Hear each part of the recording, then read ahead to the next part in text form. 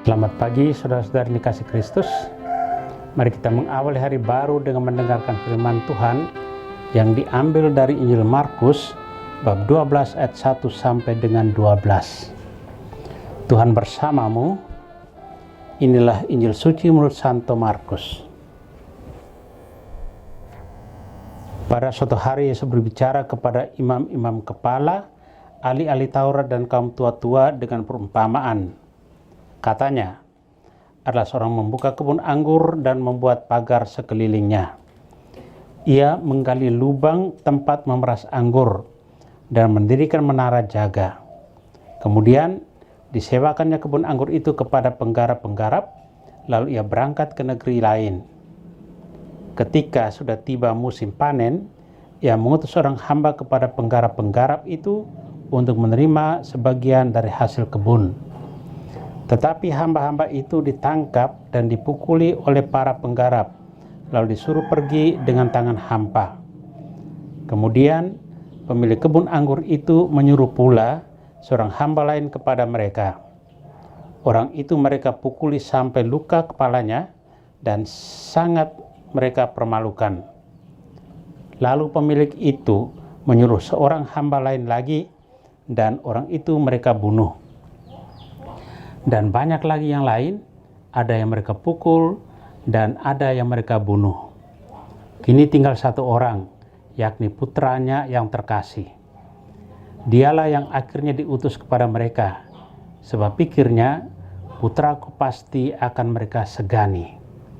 Tetapi penggarap-penggarap itu berkata seorang kepada yang lain, dia itulah ahli waris, mari kita bunuh dia, maka warisan ini menjadi milik kita.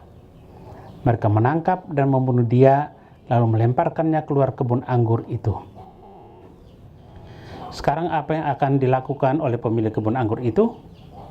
Ia akan datang dan membinasakan penggarap-penggarap itu, lalu mempercayakan kebun anggurnya kepada orang-orang lain. Tidak pernahkah kalian baca ayat ini? Batu yang dibuang oleh para tukang bangunan telah menjadi batu penjuru. Itulah tindakan Tuhan, satu hal yang ajaib dalam pandangan kita.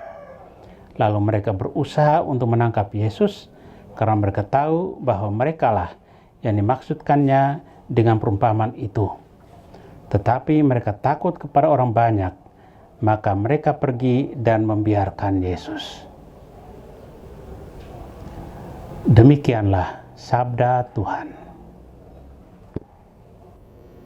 Saudara-saudara dikasih Kristus, tema yang akan kita renungkan hari ini, Tuhan memberi kepercayaan. Hari ini gereja memperingati Santo Bonifasius, uskup dan martir.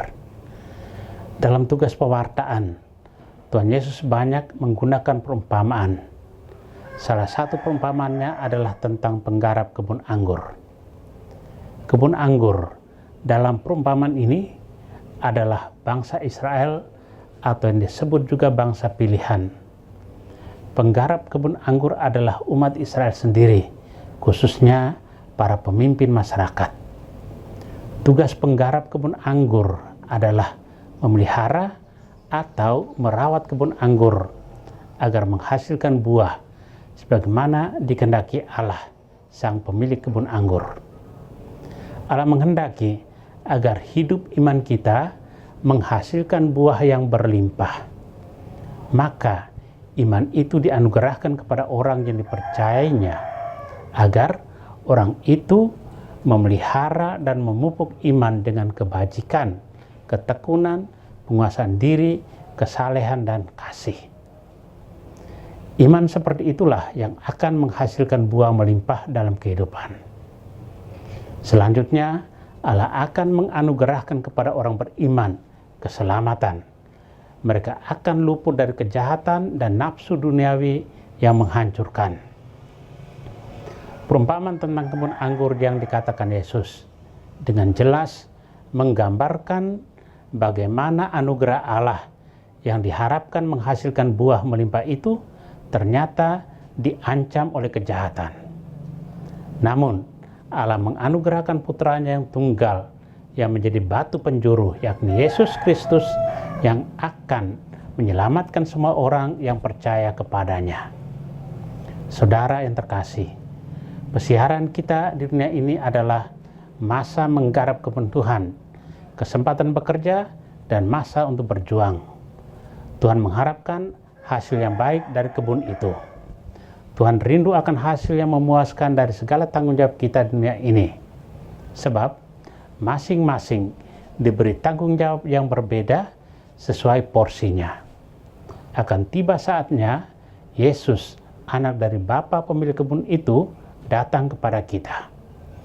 Yesus akan menjadi utusan yang terakhir bagi kita untuk mengambil hasil dari kebun itu. Penggarap yang mampu memberi hasil yang baik akan masuk ke dalam persekutuan dengannya.